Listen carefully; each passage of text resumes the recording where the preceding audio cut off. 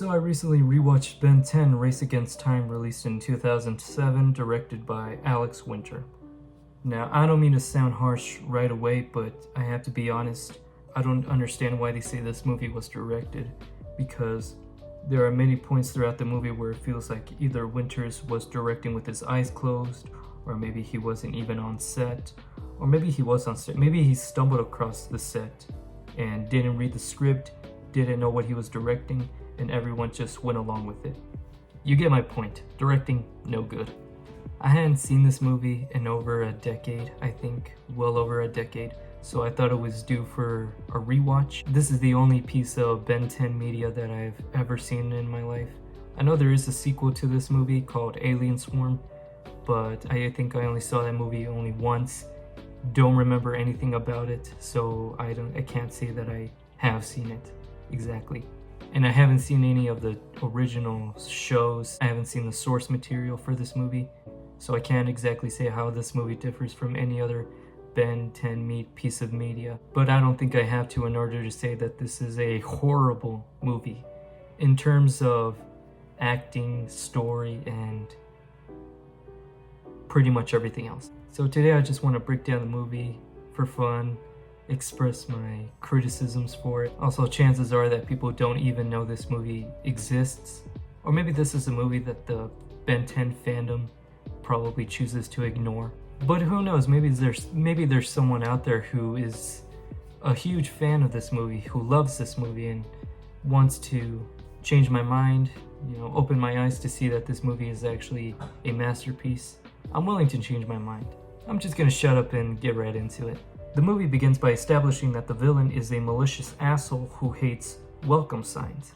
Just so I can prove how awful the directing in this movie is, I just want to break down this fight really quick. So basically, bad guys show up, blow shit up, good guys show up as fireman and tries to be funny and throws a fireball at bad guy. Bad guy retaliates with a giant purple bubble. Cops show up and get their asses kicked by the bad guy's alien henchmen, who somehow know these MMA type moves. Maybe they teach some kind of mixed martial arts on their planet, I don't know. In one shot, the cops and aliens are fighting up close, but Ben throws a fireball and then all of a sudden they're all 20 feet apart in the next shot. Good guy then knocks down all the henchmen and kills the bad guy, or he thinks he does. Fireman and the henchmen are still on the street, and in the blink of an eye, they all vanish. It's the middle of the night. How exactly is this man made of fire able to completely vanish without the cops ever seeing exactly where he goes? And also, these alien henchmen, where the hell do they go? Do they disintegrate? Or do they have the teleporting ability? It's exactly my point. This movie is not directed very well. I think you're supposed to chew the gum, Tennis, and not wear it. Tennis. Listening to the sound of that ball with gum was making, it makes me wonder if the bullies mixed their splooge together to really give it that gooey sound effect. As Ben and his cousin are looking over the horrible photos Gwen took for the yearbook, they find the photo of Ben with a big blur behind him. That wasn't there before when we see it for the first time, but it's there now. Gwen uses her super cool computer skills to simply enhance the photo. And oh no, it's the bad guy. Why exactly was the bad guy standing behind Ben? In broad daylight, during school. We later find out in the movie that he is after Ben and the Omnitrix. Why exactly is he not doing anything now? Why is he just following him? He's had the perfect opportunity to attack him and kidnap him while his guard is down. Makes me wonder, if we were to look at the bad guy's criminal history, I wonder if child sex offender would be one of them. Their grandpa, who is an expert with aliens, reveals that his name is Eon. Eon was captured by the Plumbers centuries ago, and the Plumbers are a group of alien hunters, and the grandpa is a part of them. When Eon was captured, he had a machine called the Hands of Armageddon, a doomsday portal device. I love how you can clearly see the green screen is warping Gwen's face. So the gang head to the lab where Eon is supposed to be incarcerated. Instead, they find a man who is barely alive. I'm not dead! He explains how Eon is after Ben and the Omnitrix. Shocker. This alien is after alien technology. Who would have known? You're the one. The boy who found the Omnitrix. Eon knows about you. I gotta hand it to him, it's pretty impressive how he's able to speak so clearly. He's able to pronounce B's, P's, M's, all very well without his lips ever touching.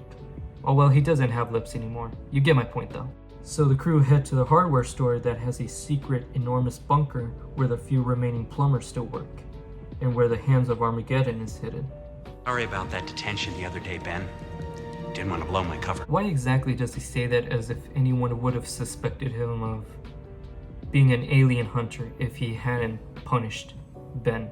Ben, I'm sorry I had to give you detention, had to fail you in a few classes, had to spank you in front of the whole school, had to give you 500 hours of community service, even considered holding you back for 5 years in the same grade, but it was only because people would have suspected me of hunting aliens had I didn't do any of that. I didn't want to blow my cover. They then go deep into the bunker to see the Hands of Armageddon. The plumbers then explain how they have tried multiple times in the past to destroy the Hands and failed, and even caused some demolition in the process. First time we tried, the force of energy accidentally created the Grand Canyon. One of the next times started the Chicago fire, and I personally kicked off the Great Quake of '89. So, you're terrorists. You're terrorists, basically. That's exactly what you are. Let's see what the damage was for the Chicago fire. Let's see, the fire killed approximately 300 people, destroyed roughly 3.3 square miles of the city, including over 17,000 structures, and left more than 100,000 residents homeless. Now let's check the Great Quake of '89. The shock was responsible for 63 deaths and 3,757 injuries. Yeah, I'd pretty much say that they're terrorists. Intentional or not, they still caused mass destruction. They caused a lot of death and injured thousands of others. If that's not terrorism, then I don't know what is. Eon and the aliens break into the bunker and start an epic fight with the plumbers, whose weapon of choice are plumber wrenches and cheap plastic guns. Meanwhile, Eon attempts to use the Hands of Armageddon while everyone is distracted and fighting. But he fails because he's too old. So what does he do? He kidnaps Ben instead. Yeah, now he decides to kidnap him. Now, of all times, when he has plumbers all around him. Luckily, the plumbers in this movie suck ass at their job. Everyone in this movie sucks ass at their job. The bad guys, the good guys, Ben, Gwen, Grandpa, everyone sucks ass either trying to save the day or trying to conquer the world. Because we see Ben and Eon coming right out of the store instead of just teleporting outside, which is an ability Eon has, it leaves me to believe that Eon probably just started aggressively cuddling Ben and continued to aggressively cuddle him all the way up to the exit of the building. Ben luckily escapes and then is chased by Eon and is trapped in an alleyway. Then Eon explains how at the beginning of the movie, when he convinced Ben that he killed him, he was able to vanish himself. He explains how he learned it from Chris Angel.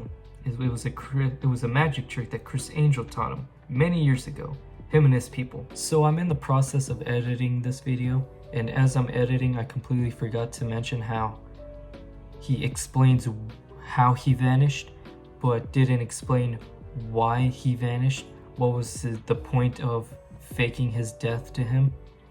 Because if he gained no advantage, but he would have had an advantage, I think, to either kill, attack, or molest Ben if he wanted to while he was at school following him around. But he didn't do anything. So what exactly was the point of any of this? And then Eon acts all badass like, that's what I wanted you to think, but you fucking moron, you didn't do anything. Before Eon has a chance to do anything to Ben, he is then shot by an elderly Asian man who also happens to be a plumber.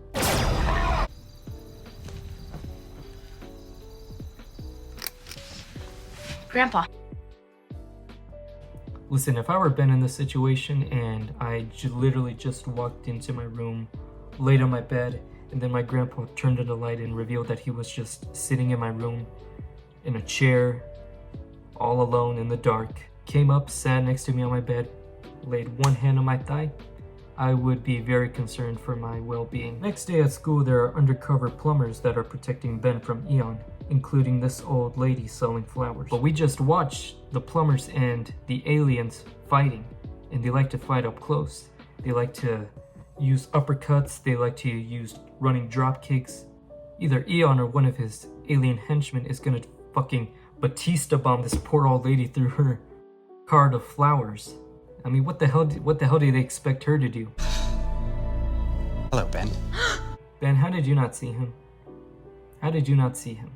You are in this empty gym. There is no one in there other than you and the principal. A gym is a pretty big room, and very loud, so not only would you be able to see him, you would also be able to hear his footsteps coming up to you. You should have been in your peripheral vision right when you walked in. With all those plumbers around, I was beginning to think we would never have a moment alone. Okay, two things.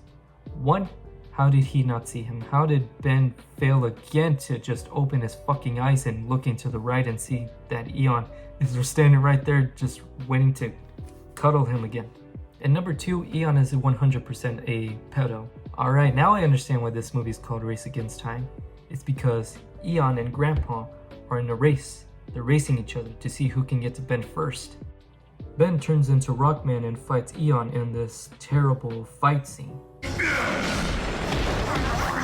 Why does this guy just stand there and do nothing? He stands there and does nothing every single time, and he just, like a complete dumbass, he just gets hit without doing anything. Every single time. Eon vanishes and Ben decides to fight him in a park at night. Ben. I just...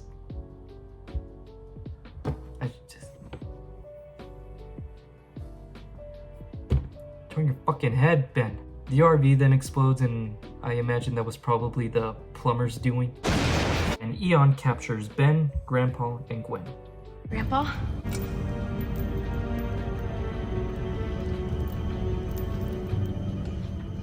Grandpa? Oh yeah, now it makes sense, yeah. I wouldn't be able to see anything with that terrible vision either.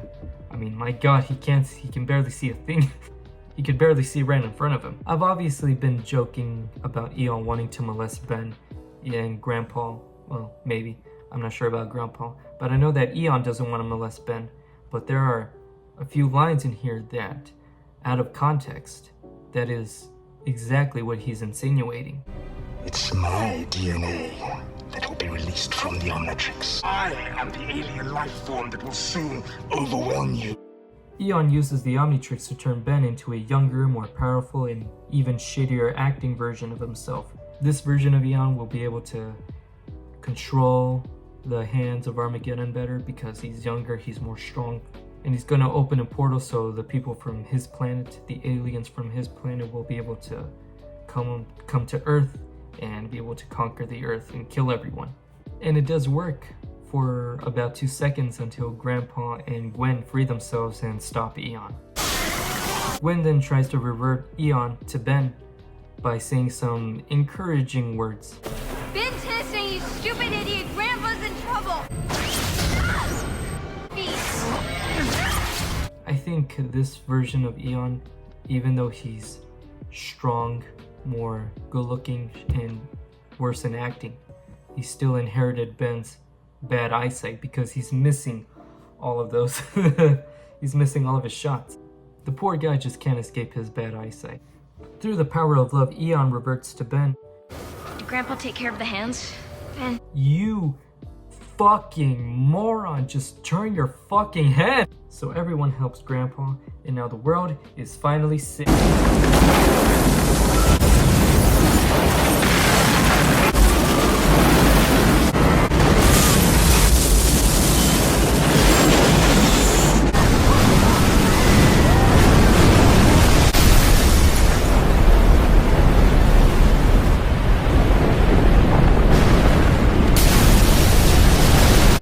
Alright, now some of the world is finally damn it! Ben turns into Giant Dog, and for one last time, Eon just stands there again and does absolutely nothing, doesn't get out of the way or anything, as Ben uses Gwen as a bat and launches Eon right into the hands of Armageddon and destroys it.